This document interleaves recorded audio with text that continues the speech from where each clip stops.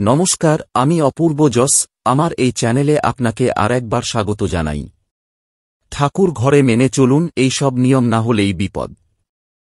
দেবতা সর্বত্র বিরাজ করলেও আমরা মনে করি কোনো বাড়িতে ঠাকুর ঘরে দেবতা স্বয়ং অধিষ্ঠান করেন। তাই ঠাকুর ঘরকে আমরা সবসময় পরিষ্কার পরিচ্ছন্ন ও আচারনিয়ম মেনে সাজিয়ে তুলি। কিন্তু এমন কিছু জিনিস যা কোনো সময় ভুল করেও এইগুলি ঠাকুর ঘরে করা উচিত নয়, সেইগুলি আজ আমরা এই ভিডিও থেকে জেনে নেব।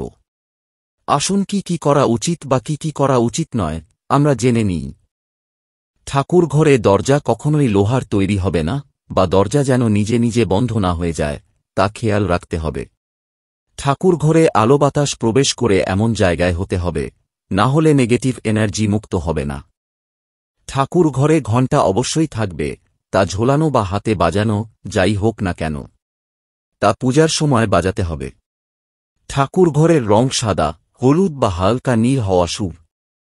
রান্নাঘর ও শৌচালয় থেকে সব সময় ঠাকুর ঘর দূরে থাকবে, এবং রান্নাঘর ও শৌচালয় কখনোই ঠাকুর ঘরের দরজার সোজাসুজি হবে না।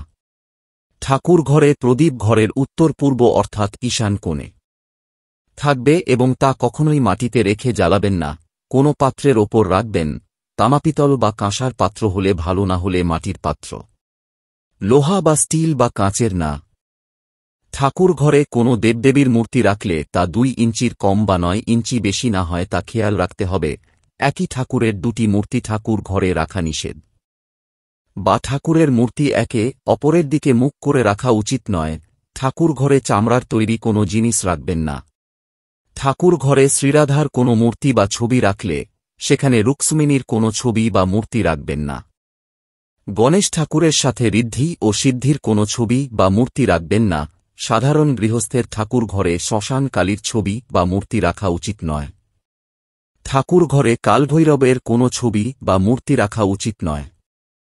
ঠাকুর ঘরে মূর্তির নিচে কোনো টাকা পয়সা বা গহনা রাখবেন না। দয়া করে আমার এই চ্যানেলটি সাবস্ক্রাইব করে সঙ্গে থাকুন। কুষ্ঠি বিচার বা নতুন কুষ্ঠি তৈরি করতে বা জ্যোতিষ ও তন্ত্র বিষয়ে যে কোনো কঠিন সমস্যার সমাধানের জন্য যোগাযোগ করতে পারেন। অপূর্ব জস। মোবাইল নম্বর 9832292449।